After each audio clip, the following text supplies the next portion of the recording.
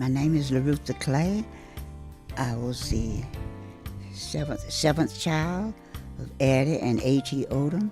I was born in Shankleville on June the 25th, 1926. It was a private life, and I look back now and I thank God that I came up that way. It prepared me for what is here now. And so I think I'm just blessed to have come up in that environment.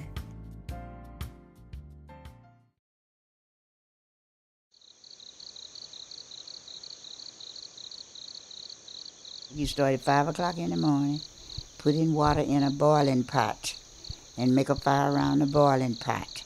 And washing consisted of getting on a rub board and getting the soil, from those places where the soils are. Then put the clothes in the washing pot and boil them to help get the clothes out. Then you have to have 2 or 3 waters to rinse them. And then there was a clothesline going across the field with poles on it, you had to hang the clothes up there and make sure you don't put them on the water. And those old folk had a certain way to hang a shirt and a certain way to hang a towel, and precision is what they taught us. It was just tough growing up because everybody had chores to do, and the father had to go out and work on a job that would supply some money, and the wife and the children would raise the crops for us to eat,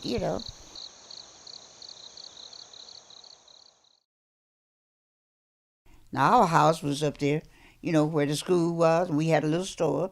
Wasn't anything in there but things like matches and kerosene and maybe sugar and meals or something staple like that.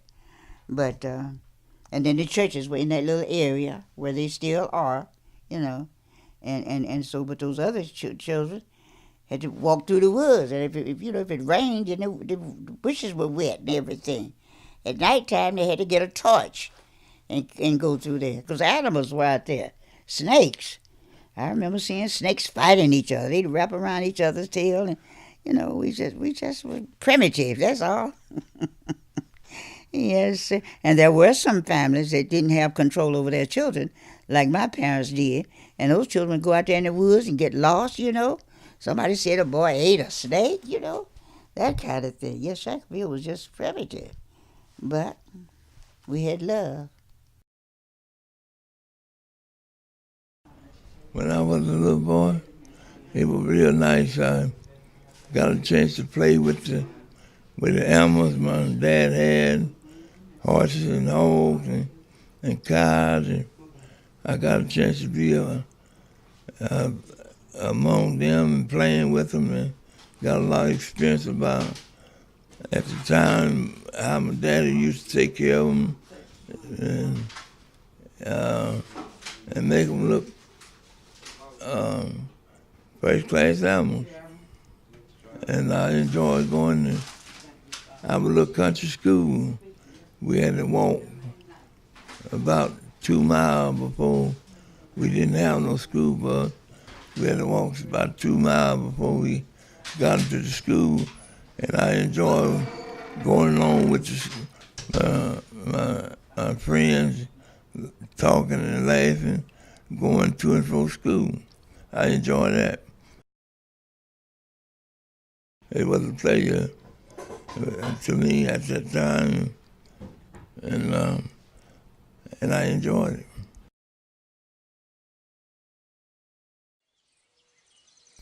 We had corn and sugar cane. See, that's what you made the syrup with. My parents had I believe they had the grist mill, and that syrup making procedure too. And peas, okra, sweet potatoes, sugar cane. Yeah, those were the crops. I did say corn. We have corn. We eat while it was fresh, and then some of it would dry, and you'd feed the animals the corn all the rest of the year. That was my job, to go get the corn, and shell it for the chickens and throw it to the pigs and so on. They would get me out of the house with my sisters because they didn't want me to. I guess I was a tattler, They couldn't talk freely in front of me. I'd go back and tell everything they said. So I had to get out of the house.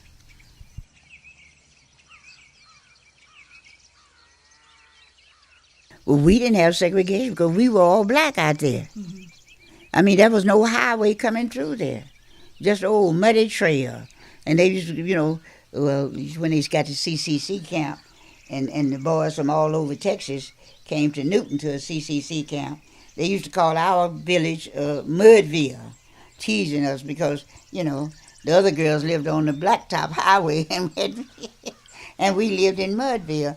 But it didn't bother us. It didn't bother, people would talk down about Shankleville, and I guess we were country, but we didn't feel inferior. We never did feel inferior. I know I didn't. And well, we had some good teachers. That was it.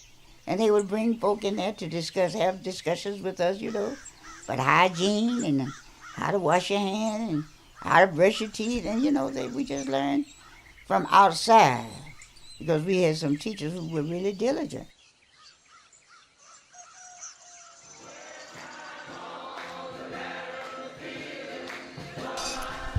And so I was fond of being a church worker. Still there. It's a rare thing you catch me here on a Sunday unless I been to church or Sunday school. I'm gonna be at church Sunday school. Pretty much right now, some Sunday morning I get up, feel bad, but I'll go and push myself, and next thing I know, I'm sitting up in church house. I love it. Yeah. I love it. Yeah. And Lord bless me. And like I said, it was a lot of lovely people to draw your attention, and they had good things to tell you, and they had lived a good life before us, and I enjoyed it. And if I had to do it over, I'd do the same thing. I loved it.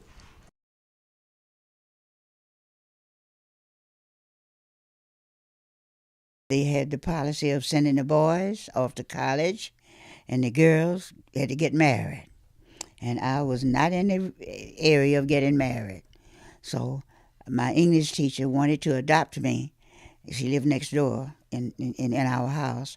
And I would go to her house and do everything for her. But my sisters, didn't want me to hear what they were talking about because they were big enough to have boyfriends, and I would go back and tell everything they said.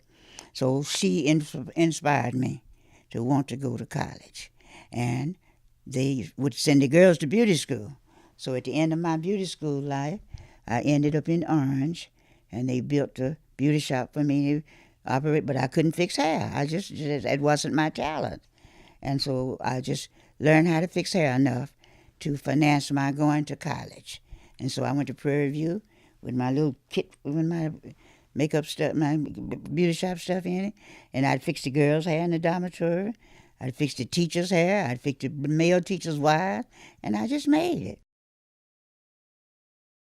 I ended up being an English teacher, like my teacher, the lady that wanted to adopt me. She knew so much grammar. When I got to college, they couldn't teach me anything. Now, I had to get brushed up on how to teach composition and, that, but I'm still considered as an outstanding teacher.